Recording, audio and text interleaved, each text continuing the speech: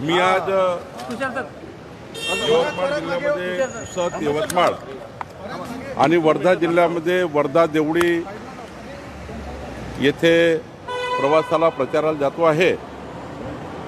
भारतीय जनता पक्षाचे सर्वच पदाधिकारी, आमदार, खासदार, आमचे अध्यक्ष रवींद्र चव्हाणजी, महाराष्ट्राचे नेते देवेंद्र फडणवीसजी या सर्वांनी प्रचाराची धुरा सांभाळलेली आहे आणि भाजपा, शिवसेना, महायुती ही 51% मतं घेऊन 2/3 बहुमताने जिंकेल असा मला विश्वास आहे। सर्वे मुंबईचा पुढे आलेला आहे, त्यामध्ये भाजप 100 पार दिसतंय, सत्तेवर येताना दिसतंय। आम्ही भाजपा, शिवसेना, महायुती 100% यावेळी मुंबईचा महापौर बनवणार आहे। महाराष्ट्राची, मुंबईची जनता ही महायुतीच्या बाजूने राहणार आहे।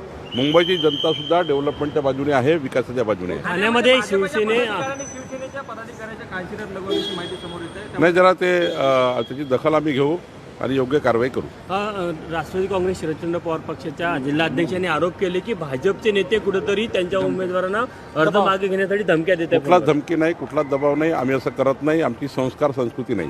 शीतल तेजवानीला काल चौकशी करता बोलवलेलं होतं, पण तिला स्पेशल ट्रीटमेंट, VIP ट्रीटमेंट दिल्याचा आरोप होता। असं आहे की कुठली ट्रीटमेंट दिली, काय दिली हे तर पोलिसांकडे बघावं लागेल, पण जे आरोपी असतील त्यांना आम्ही नक्की याच्यात शिक्षा करू, कारण या घोटाळ्यामध्ये जे जे आरोपी असतील त्यांना आम्ही नक्की शिक्षा करू। मालेगावमध्ये 3 वर्षीय मुलीवर जे अत्याचार झाले त्या आरोपीला फाशी शिक्षा द्या असं कुटुंबाची मागणी होत आहे। एकदम बरोबर आहे की ज्यांनी इतका मोठा अत्याचार केला त्याला फाशीच झाली पाहिजे।